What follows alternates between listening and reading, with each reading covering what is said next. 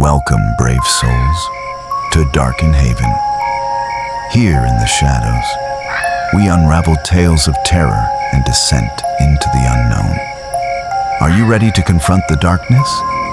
Don't forget to hit the subscribe button. Click the bell icon and let the nightmares continue to haunt you. Step inside, if you dare.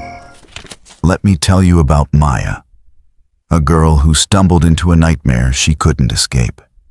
She was a second-year university student, her days swallowed by art classes and late-night cramming. Last October, Maya wandered into a flea market, the air thick with dust and forgotten stories. Among the clutter, she found a locket, silver, heart-shaped, its surface etched with curling vines. It had a weight that seemed to pull at her, more than just metal. The vendor, an old man with eyes like clouded glass, muttered it was from the 1920s. $10, he said, barely looking up. Maya paid without a second thought. In her dorm, she pried the locket open. No photo inside, just a faint whiff of lavender and something sour, like rotting paper.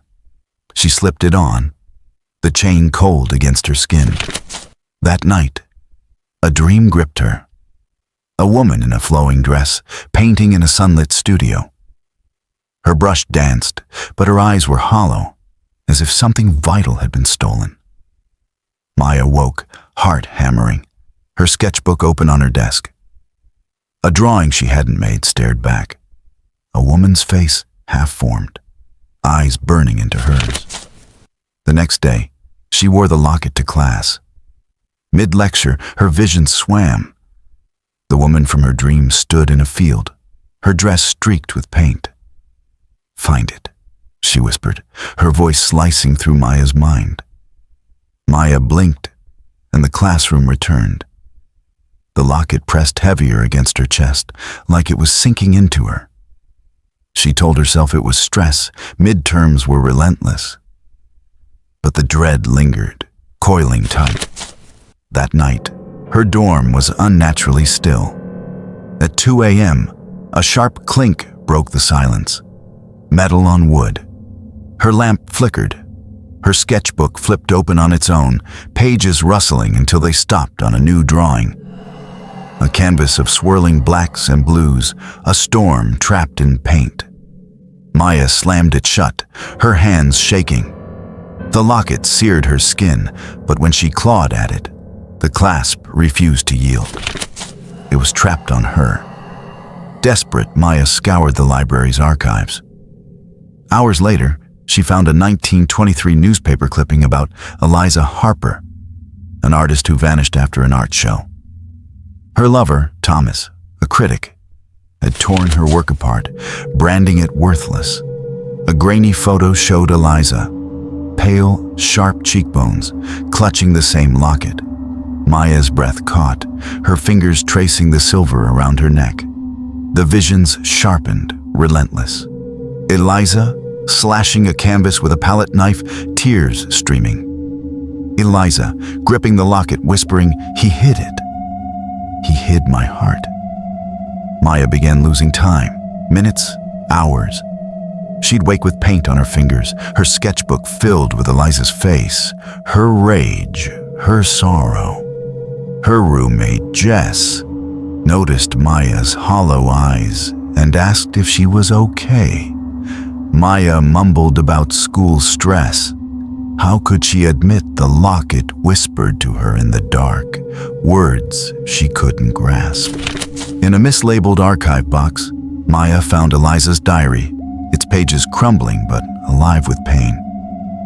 Eliza wrote of her final painting, her soul's masterpiece, hidden by Thomas out of spite. "He buried my heart in that canvas," she scrawled. "The locket knows. It always knows." As Maya read, a chill crawled up her spine. She felt eyes on her. A book tumbled from a shelf, landing open on a blank page. She fled, heart pounding. That night, Eliza appeared at the foot of Maya's bed, her dress dripping black paint. "Find it," she hissed, her voice echoing in Maya's skull. Maya screamed, waking Jess, but Eliza had vanished. Maya knew this was real. The locket was dragging her toward something, and she couldn't stop. She searched the art department's old wing, a storage room reeking of turpentine and dust. She tore through canvases until she found it. A painting under a tarp, its frame splintered. Blues and blacks swirled into a woman's silhouette, hands reaching out, pulsing with anguish.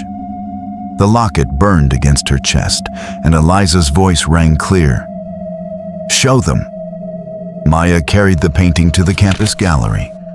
The curator, a soft-spoken woman who loved art, agreed to display it, no questions asked. The next day, students packed the gallery, murmuring about the mystery painting. Maya stood among them, the locket quiet at last. She saw Eliza by her work, her face softened, almost at peace. Eliza nodded, then melted into the light. Maya thought the nightmare was over. The locket's clasp loosened, and she locked it in a drawer, swearing she'd never touch it again. But that night, a glow seeped from the drawer. She opened it, her pulse racing. The locket was gone. Her sketchbook lay open, a new drawing scrawled in black ink. A hand reaching for the locket, a shadow waiting behind it. Eliza's story left a mark on Maya. The artist's pain wasn't just about a hidden painting. It was about being silenced, her voice crushed by someone she trusted. Maya saw her own grudges in Eliza's rage, a fight with Jess she'd clung to for months. She forgave her friend, and the release felt like unshackling a chain. It was as if she'd given Eliza her peace too. But the locket's disappearance haunts her. It's out there, whispering, seeking a new heart to claim. If you find a silver locket etched with vines, will you dare to wear it? If you survived our tale of terror and crave more stories from the shadows, don't forget to hit the subscribe button. Click the bell icon and let the nightmares continue to haunt you. Until next time, sleep with one eye open.